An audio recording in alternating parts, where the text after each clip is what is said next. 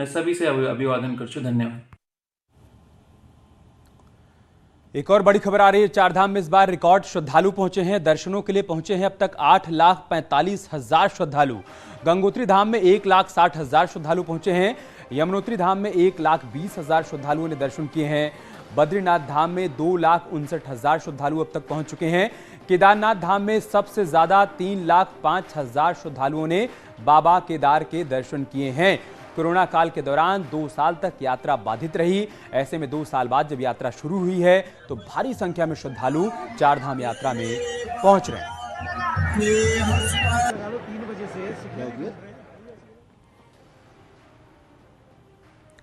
एक तरफ चारधाम में यात्रियों की भीड़ को थामने के लिए पर्यटन विभाग ने लिमिट तय कर दी है।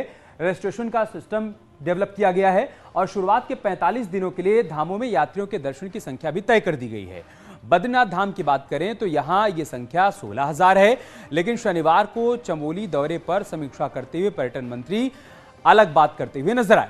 बैठक में पर्यटन मंत्री ने कहा कि बद्रीनाथ में जब 25,000 लोग रह सकते हैं तो वहां 18,000 श्रद्धालुओं को ही क्यों भेजा जा रहा है। सतपाल महाराज ने कहा कि बद्रीनाथ में होटल खाली हैं और होटल कारोबारियों ने ये बात कही है। प्रॉब्लम ये आ गई है कि जैसे हमारे बद्रीनाथ की मंदिर की जो कैपेसिटी है, मंदिर के दर्शन की कैपेसिटी है, वो हमारी 18,000 है, पर बद्रीनाथ की जो कैरिंग कैपेसिटी है वो करीब 25,000 के करीब है। तो अभी मेरे पास वहां के होटलियर्स आए, वो कह रहे हैं कि साहब हमारा तो होटल खाली पड़े हैं, क्योंकि लोग 6 बजे दर्शन करके भी निकल रहे हैं। तो 6 बजे जो निकल रहे हैं वो तो वहां रह नहीं रहे, और आपने वैसे ही वहां पर 18,000 लिमिट कर दी, तो वो कहते हैं हमारे होटल तो खाली पड़े। केदारनाथ धाम जाने वाले यात्रियों के लिए राहत देने वाली खबर सामने आई है। जल्द ही पैदल 16 किलोमीटर की चढ़ाई से यात्रियों को मुक्ति मिल सकती है। केदारनाथ धाम तक जाने के लिए पर्यटन विभाग रोपवे के निर्माण की तैयारियों में जुट गया है। पर्यटन मंत्री सतपाल महाराज का यह कहना है कि केदारनाथ धाम में यात्रियों की सुविधा के लिए रोपवे निर्माण का कार्य करवाया जाएगा, जिसके लिए टेंडर की कार्यवाही भी की जाएगी। इसके साथ ही पुराने पैदल मार्ग को भी बनाने की कार्यवाही की जाएगी। मैं समझता हूँ टेंडर होंगे और उसके बाद इसका काम शुरू हो जाएगा, और ये बहुत ज़रूरी भी है, क्योंकि बहुत से ऐसे यात्री होते हैं जो बीमार होते हैं या डायबिटिक होते हैं या हाइपरटेंशन होता है, तो वो लोग नहीं जा सकते, तो रोपवे का होना बहुत ज़रूरी है। और हमारे लिए जो भी त्रासदी होती है उससे निकलने का, इवैक्यूएशन का भी एक साधन है रोपवे, तो हम चाहते हैं कि रोपवे का निर्माण हो, उसकी पूरी तरीके से हम लोग उस पर कार्यरत हैं। इधर टेहरी में चारधाम यात्रा की मुख्य पड़ाव चंबा में प्रशासन और पुलिस विभाग की लापरवाही यात्रियों पर भारी पड़ रही है और कभी भी कोई बड़ी दुर्घटना हो सकती है।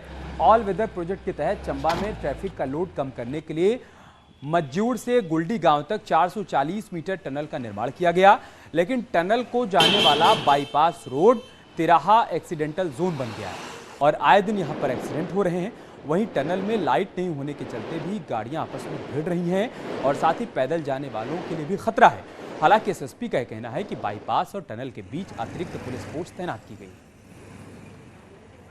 चंबा में इस बार अतिरिक्त पुलिस बल की नियुक्ति की गई है, जिसमें एक टीएसआई है और 112 जो व्हीकल है हाईवे ट्रैफिक पेट्रोल जो है उसको वहाँ स्थापित किया गया है। इसके अतिरिक्त इस वर्ष जो टनल है उसके माध्यम से जो उत्तरकाशी जाने वाला ट्रैफिक है वो चंबा चौक पे नहीं आएगा, तो चंबा चौक पे थोड़ा सा इजी रहेगा। अल्मोड़ा नगर पालिका में बाहरी राज्य या नेपाल से आने वाले मजदूरों को पंजीकरण करवाना होगा, नहीं तो आप नगर में काम नहीं कर पाएंगे। इसके लिए पालिका ने आदेश भी जारी कर दिया है। इसके साथ ही नगर में आने वाले लोगों की सूची पुलिस के पास मौजूद होगी, जिससे अपराधों पर अंकुश लग पाए।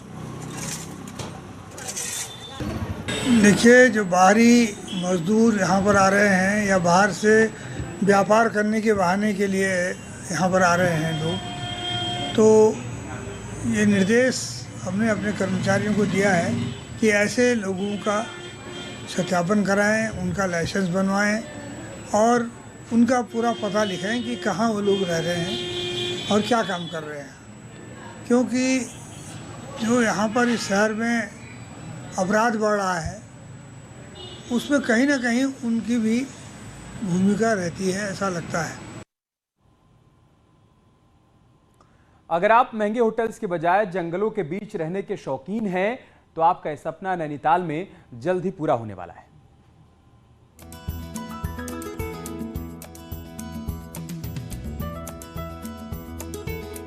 नैनीताल में अब कैराबान पार्क तैयार किए जाएंगे। इसके लिए जिले में 5 स्थान नौकुचिया ताल, 7 ताल, रामगढ़, मुक्तेश्वर के साथ बेताल घाट को चुना गया है।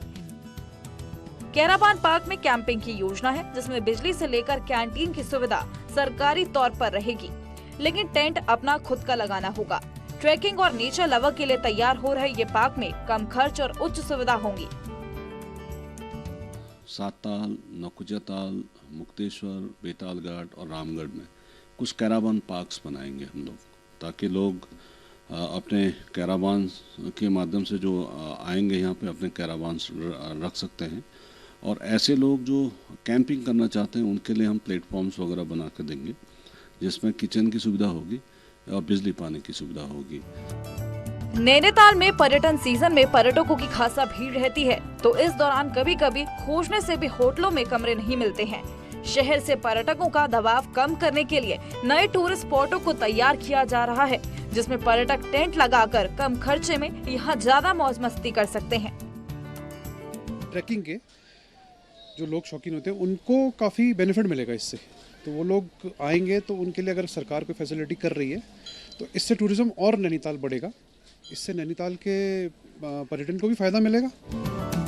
बहरहाल कैराबान पार्कों से उन लोगों को जरूर मदद मिलेगी जो प्रकृति के करीब रहना चाहते हैं और खुद कैंप लगाना चाहते हैं। अगर ऐसा होता है तो जल्द इनका लाभ पर्यटकों को मिल जाएगा। न्यूज़ 18 के लिए नैनीताल से वीरेंद्र बिष्ट की रिपोर्ट। यहाँ रुक रहे हैं छोटे से ब्रेक के लिए, जल्द लौटेंगे कुछ और खबरों के साथ।